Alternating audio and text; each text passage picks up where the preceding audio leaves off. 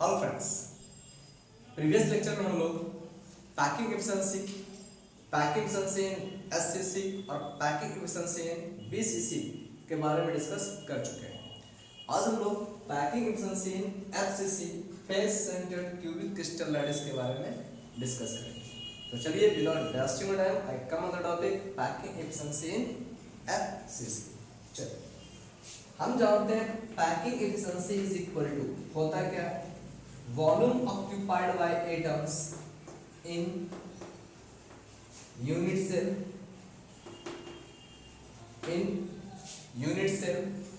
Upon क्या होता है, volume of unit cell.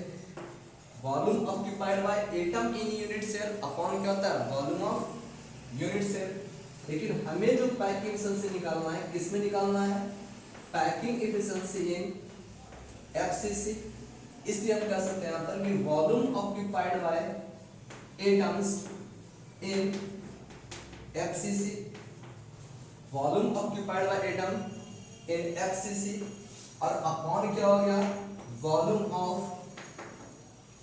Unit cell upon volume of unit cell. ठीक है, और इज इक्वल टू, और हम क्या कर सकते हैं कि पैकिंग एफिशिएंसी इन एफसीसी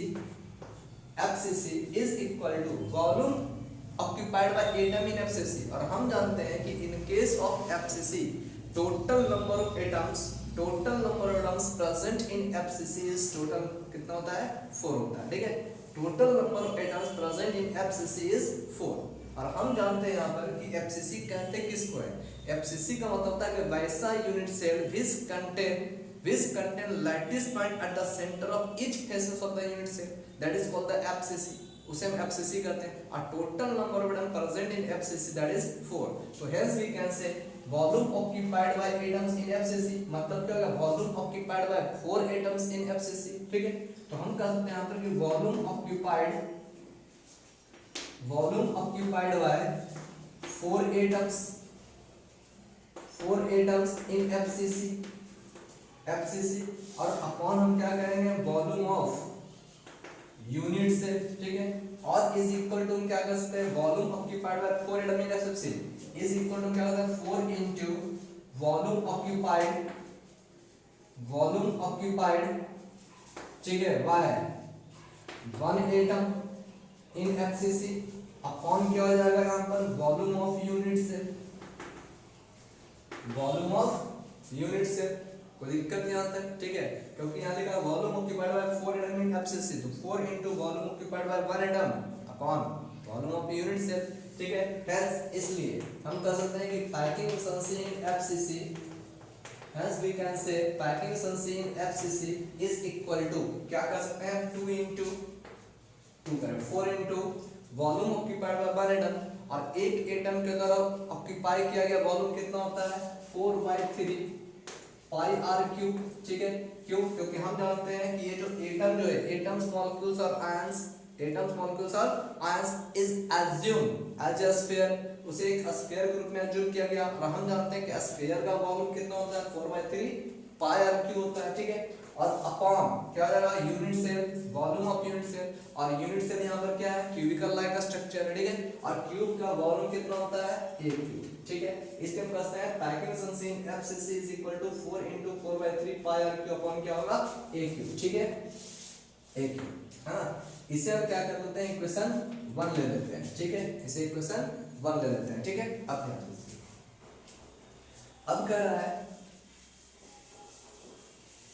ठीक है, अब सोचिए कि अगर मान लिया हमें यहाँ पर r का वैल्यू पता हो या a का वैल्यू अगर पता हो, ठीक है, तो हम पैकिंग एफिशिएंसी इन एफसीसी को कैलकुलेट कर सकते हैं। ठीक है, अब सबसे पहले मेरा काम क्या होगा, r या a का वैल्यू को कैलकुलेट करना, और कैलकुलेट करके r और a के वैल्यू को हम क्या करेंगे, यहाँ पर पुट कर देंगे। पुट करने के बाद packing efficiency in FCC calculate हो जाएगा। ठीक है, तो अब देखिए, तो सबसे पहले मेरा काम क्या होगा, r और a के वैल्यू को कैलकुलेट करना, किसमें, तो एफसीसी में। और हम जानते हैं कि एफसीसी का कहते हैं किसे, तो वैसा unit cell which contain lattice point at each faces of the unit cell। इसमें लैटिस पॉइंट होता है वो ईच फेस पर मौजूद होता है है ना, जिसमें लैटिस पॉइंट क्या होता है ईच फेस पर मौजूद होता है, उसे हम क्या करते हैं एफसीसी करते हैं। ठीक है, तो देखिए एफसीसी की केस में ये आपका दिया हुआ एफसीसी की केस में, ठीक है, ये क्या होगा आपका एफसीसी। एफसीसी केस में क्या हो रहा है कि correct lattice point are present at the centre of each face, that is called the FCC. ठीक है, ये एफसीसी का स्ट्रक्चर है। ठीक है, ये लोग हम हाँ ये सब के बारे में लोग पहले लेक्चर में देख चुके हैं। ठीक है, ये सब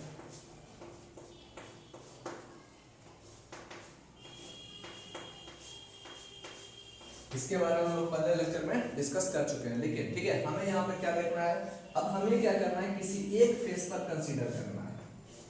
ठीक है, हमें क्या करना है किसी एक फेस पर कंसीडर करना है। ठीक है, अब देखिए सपोज कर लेते हैं हम इस फेस पर कंसीडर कर रहे हैं। ठीक, ध्यान दीजिए हम क्या कर रहे हैं इस फेस पर कंसीडर कर रहे हैं। ठीक, अब ये फेस जो है वो क्या है सेंटर पर है। ठीक है, सेंटर पर। तो अब सोचिए कि अगर माने कि ये सेंटर है तो ये क्या होगा डायगोनल ऑफ द फेस होगा, डायगोनल ऑफ द फेस होगा। ये सब क्या है क्यूबिकल स्ट्रक्चर है। ठीक है, इस क्यूबिकल स्ट्रक्चर में ये क्या होगा डायगोनल ऑफ द फेस होगा। इसे मान लेते हैं ए बी और ये मान लेते हैं सी। ठीक है, ए बी और सी। ठीक है, ए बी और सी। अब सोचिए जब यहाँ पर ये ए बी सी दिया हुआ और ये जो लैटिस पॉइंट है एटम है वो कहाँ पर इसका सेंटर पर है। ठीक है, सेंटर पर हमें निकालना क्या है पैकिंग एफिशिएंसी। और पैकिंग एफिशिएंसी का मतलब क्या होता है, पैकिंग एफिशिएंसी का मतलब होता है कि एटम्स मॉलिक्यूल्स और आयंस के द्वारा ऑक्यूपाइड मैक्सिमम स्पेस। ठीक है, it's sector the maximum space in lattice, that is called the packing efficiency. ठीक है, लेकिन लेफ्टिंग गैप क्या होता है बहुत ही कम होता है, और लेफ्टिंग गैप कम होगा बहुत ही मिनिमम होगा। इसका मतलब क्या है कि these atoms touch to each other, एक दूसरे से टच करेगा, है ना, यानी ये जो लैटिस पॉइंट होगा वो एक दूसरे से क्या करेगा टच करेगा। तो जब टच करेगा तो इसका स्ट्रक्चर कैसा हो जाएगा, देखिए हम एक फेस का एक फेस के रूप में कैलकुलेट कर रहे हैं, है ना, इस फेस का कैलकुलेट कर रहे हैं। ठीक है, तो इस फेस में क्या होगा ये आपका क्या होगा बीच का। ठीक है, लैटिस पॉइंट सेंटर एटम बीच का। ठीक है, अब ध्यान दीजिए ये क्या है आपका डायगोनल ऑफ द फेस और ये आपका क्या है सेंटर पॉइंट है, lattice point eight the centre of the face. ठीक है, आप सोचिए मैक्सिमम स्पेस के लिए ये जो लैटिस पॉइंट है या जो एटम है वो एक दूसरे से क्या करेगा टच करेगा, एक दूसरे से टच करेगा। यानी इसका मतलब दिया हुआ है कि along diagonal AB, along diagonal AB। ठीक है, this lattice point touch to each other, एक दूसरे से क्या करेगा टच करेगा। और जब टच करेगा इसे हम क्या मान लिए हैं A मान चुके हैं, इसे B और इसे हम C मान चुके हैं। ठीक है, तो अब सोचिए कि जब कह रहे हैं यहाँ पर कि along diagonal AB this lattice point touch to each other या this atoms touch to each other, then we can say from the figure AB is equal to क्या हो जाएगा 4r। क्यों, यहाँ से इसका रेडियस r, इसका रेडियस r और ये क्या होगा ये आपका डायमीटर होगा, यानी r प्लस r क्या हो जाएगा 2r। ठीक है, यानी टोटल डिस्टेंस या total length of AB is equal to क्या होगा 4r होगा। इसे हम क्या कर लेते हैं इक्वेशन 2 मान लेते हैं। ठीक है, क्योंकि यहाँ पर हम फेस का कैलकुलेशन कर रहे हैं, BC से हम बड़ी का कैलकुलेशन किए थे। ठीक है, इससे हम क्या कर रहे हैं फेस का कैलकुलेशन कर रहे हैं। तो फेस सेंटर के केस में हम जानते हैं कि एक लैटिस पॉइंट होगा वो क्या होगा at the centre of the face होगा, at the centre of the face होगा। Hence we can say along the diagonal AB this lattice point touch to each other and hence we can say from the figure it is clear that AB is equal to 4r, r और यहाँ 2r क्या हो जाएगा AB is equal to 4r। ठीक है, let the equation 2। अब सोचिए अब हमें क्या करना है AB का वैल्यू कैलकुलेट करना है, हमें क्या करना है AB का वैल्यू कैलकुलेट करना है। और हम जानते हैं यहाँ पर कि इन केस ऑफ क्यूब, अब करें क्यूबिकल स्ट्रक्चर में हम जानते हैं कि लेंथ जो होता है एज जो होता है वो सेम होता है। ठीक है, and length of the cube जो होता है वो क्या होता है सबका सेम होता है, यानी इसका लेंथ क्या हो गया a, इसका भी लेंथ क्या होता है a। ठीक है, लेंथ क्या होता है इसमें सेम होता है। ठीक है, यानी edge length is same in cubical structure. ठीक है, अब सोचिए जब एज लेंथ अगर सेम है तो हमें क्या करना है AB का वैल्यू कैलकुलेट करना है। ठीक है, तो इन क्यूबिकल स्ट्रक्चर में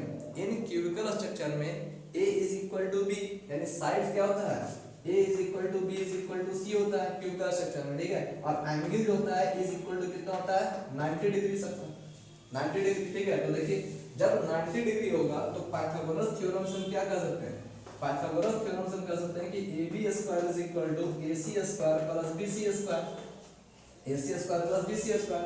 और AC का डिस्टेंस यानी एज लेंथ कितना a, BC का एज लेंथ कितना a, ठीक है।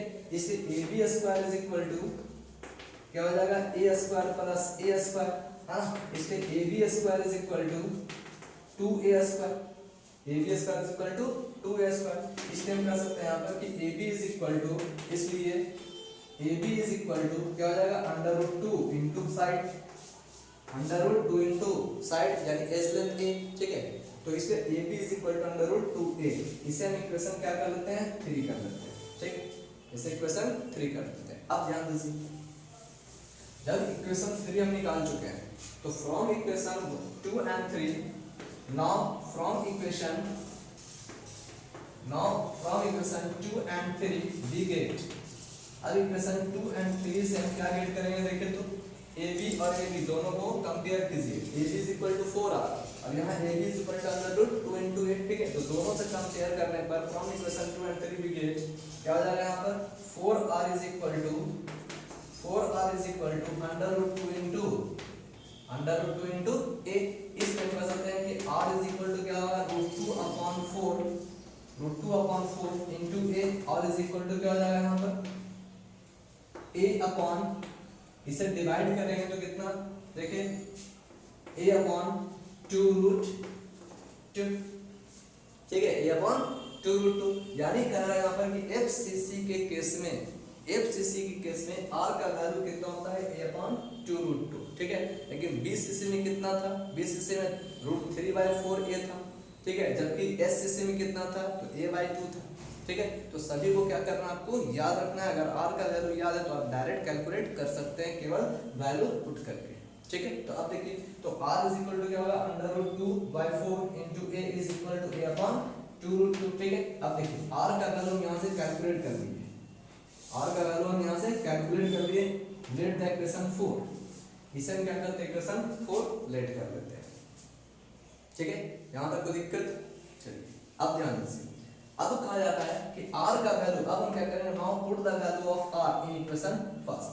अगर हम R का वैल्यू इक्वेशन फर्स्ट में पुट कर दे and then we can calculate the packing efficiency in FCC, और इस तरह से हम FCC में पैकिंग एफिशिएंसी को कैलकुलेट कर सकते हैं, ठीक है। चलिए देखिए अब कर रहे हैं कि on putting the value of R from equation 4 in the equation first and then we get, तो हम क्या गेट करेंगे, ठीक है। देखिए तो packing efficiency in FCC is equal to 4 into 4/3 pi R का वैल्यू कितना है a upon 2√2 whole cube upon क्या हो जाएगा यहाँ पर वॉल्यूम ऑफ यूनिट सेल, और वॉल्यूम ऑफ यूनिट सेल कितना होता है a क्यूब, ठीक है। अब इसे कैलकुलेट करना है, कितना हो जाएगा 4 into 4/3 पाई R क्यूब यानी कितना हो जाएगा a क्यूब अपॉन 8 into 2 यानी 16/√2 अपॉन क्या हो जाएगा a क्यूब, ठीक। अब ये a क्यूब और ये a क्यूब कैंसिल है ना, वो a क्यूब और वो a क्यूब क्या होगा कैंसिल हो जाएगा, और कैंसिल होने के बाद, ठीक है। अब देखिए कैंसिल होने के बाद क्या रिमेनिंग क्या बच रहा है मेरे पास, तो 16 upon packing efficiency in FCC is equal to